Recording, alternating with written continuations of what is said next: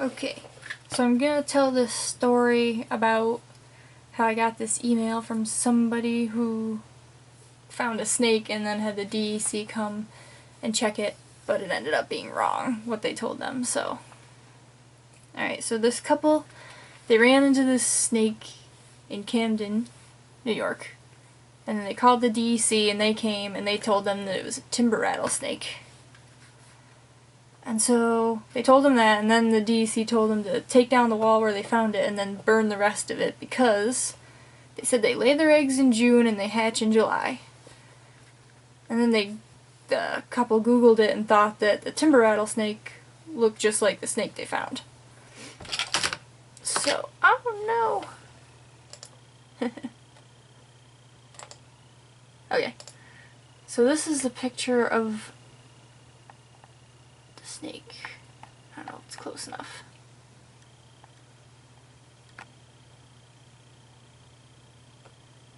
Okay, so let's go back. Okay. So anyway, so this is the picture they emailed me because they heard through someone that I knew a lot about snakes. And so, based on the picture, it's an eastern milksnake. And yeah, the snake is dead in the picture. I believe they killed it before they had the DEC come and look at it. And then, so that's the story, and then now I want to talk about like what the guy got wrong and why it was wrong, and you know, what the implications are of like identifying stuff wrong and, you know, being such a supposedly reliable source. So, okay, so the left is the snake, and then on the right is a timber rattlesnake, one color variation. And so the first thing that he got wrong was he identified it wrong. So what things go into that? So it's kind of, yeah. Alright, so you could talk about the pattern, but to someone who doesn't know snakes, like pattern, you know, it isn't really that important. They kind of all look the same to someone who doesn't really know. So, and because there's so many variations, you can't really base it off a pattern all the time. Especially with the timber rattlesnakes, you'll see there's a lot of difference. So I'll hit a few points. Okay. So to explain this, the three on the pictures on the left with the green borders are the timbers, and the two on the left with the red borders are the eastern milksnakes. Okay, so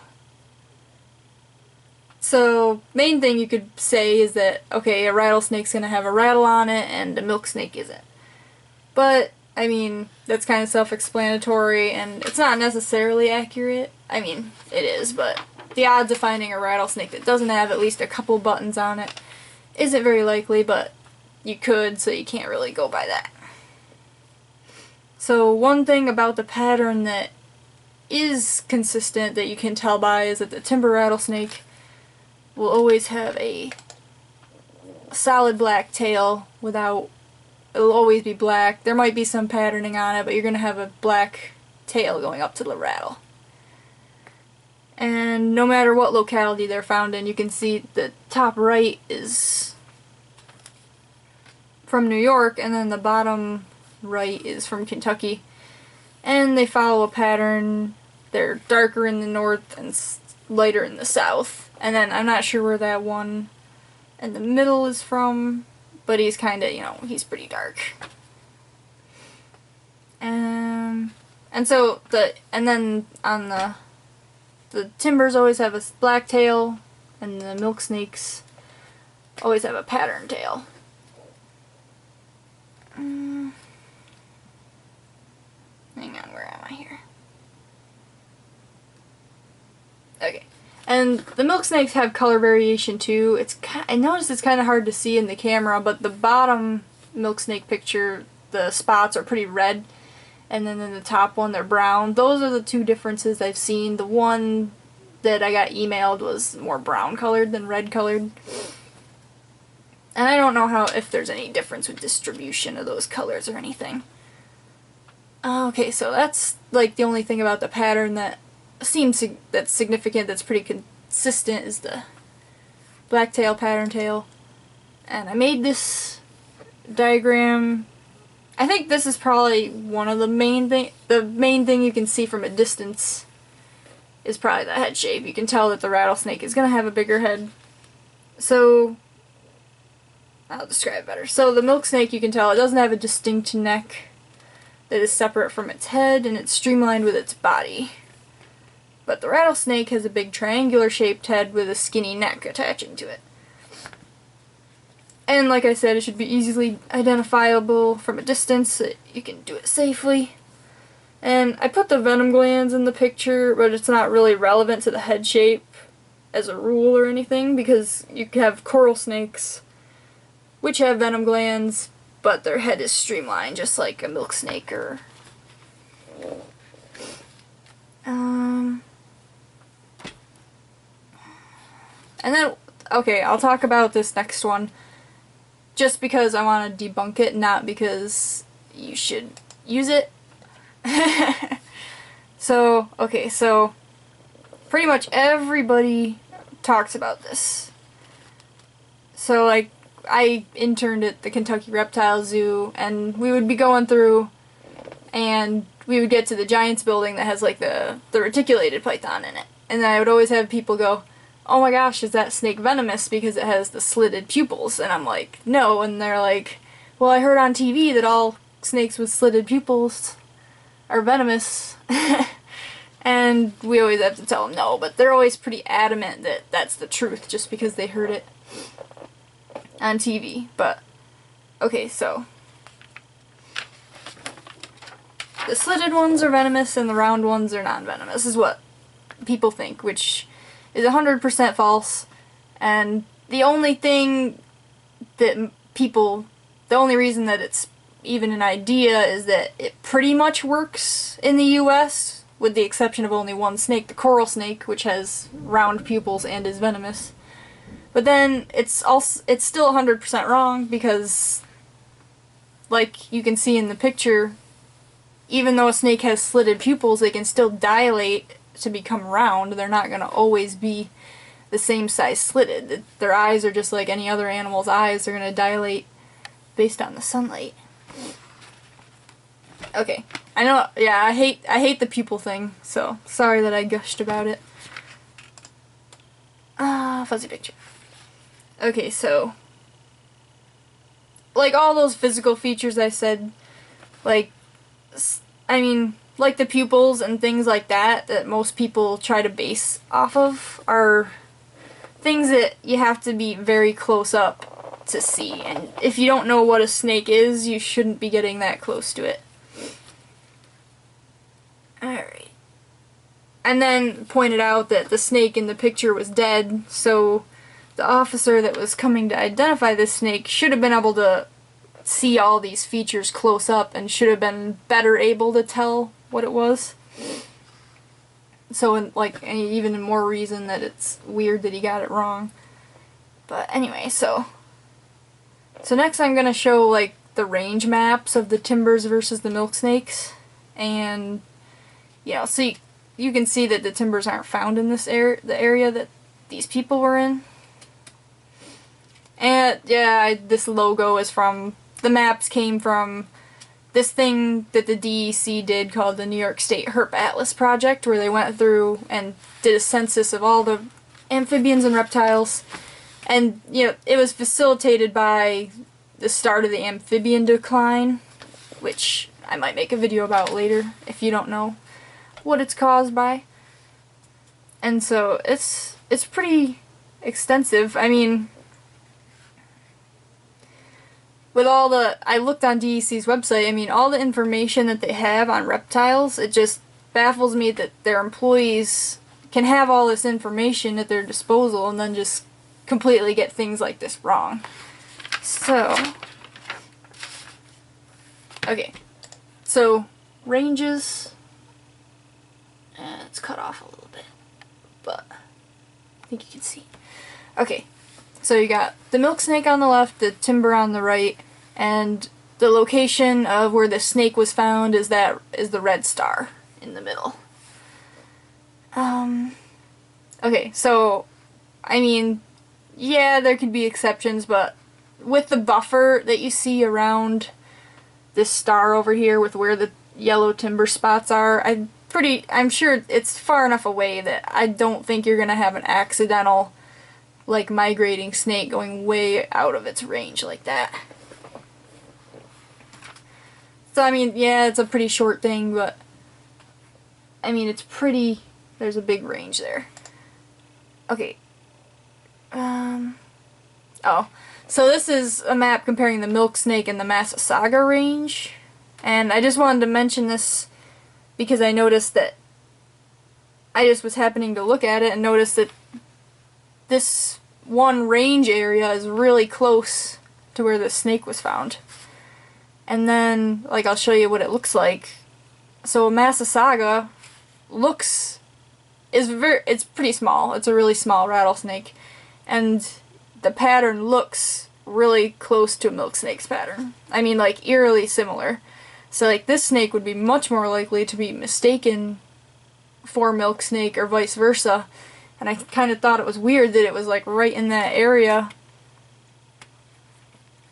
But they said that the guy told him it was a timber rattlesnake, so it's kind of irrelevant. But I thought it was kind of interesting that this snake might possibly be found in that area, and it looks just like the Milksnake that they found. But okay.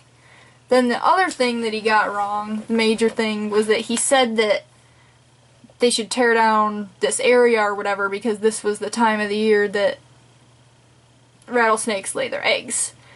And rattlesnakes don't lay eggs. No, the majority of pit vipers, including rattlesnakes, are viviparous, which means that they have live young instead of eggs.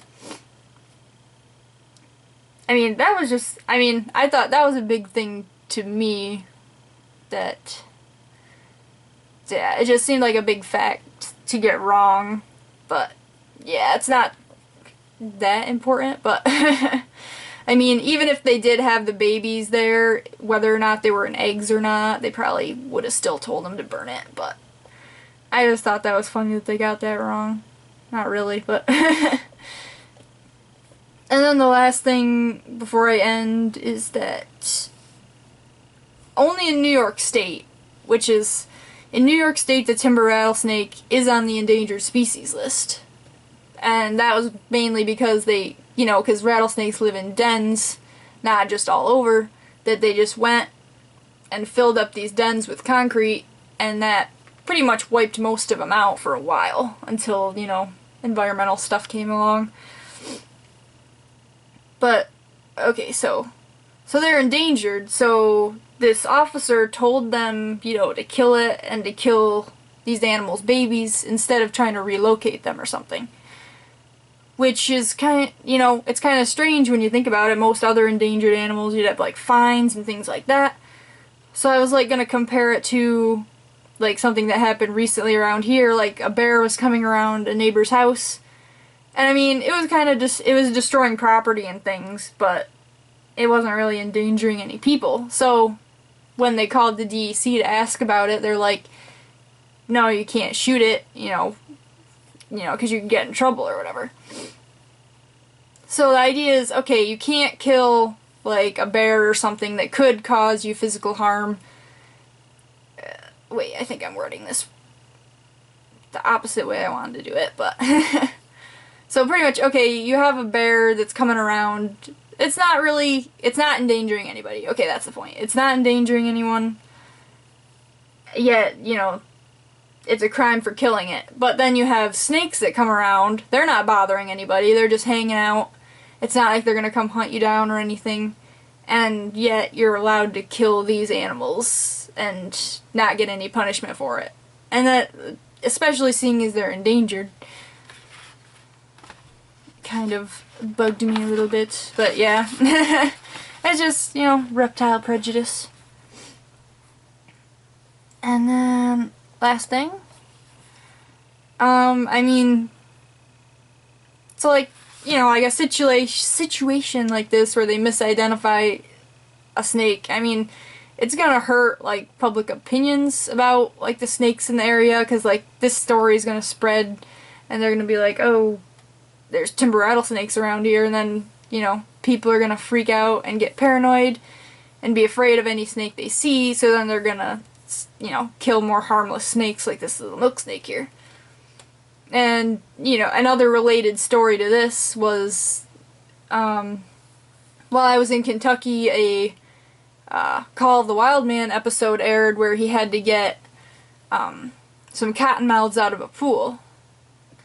And so you know, my boss, they know that all these reality shows are staged, and the snakes, and everybody was calling the zoo asking, oh my god, because they shoot it in Kentucky, it was a Kentucky location, the show shoot, so they were like, oh my god, are cottonmouths in this area? And they had to explain to him, no, their range doesn't reach to where this town and this place where they had to get these snakes out of was, but people didn't believe them because they saw it on TV, so they went, you know, they did a news spot on it saying that this, you know, the snakes used in the shoot were a different subspecies than the ones that would even be near that location, even though they aren't.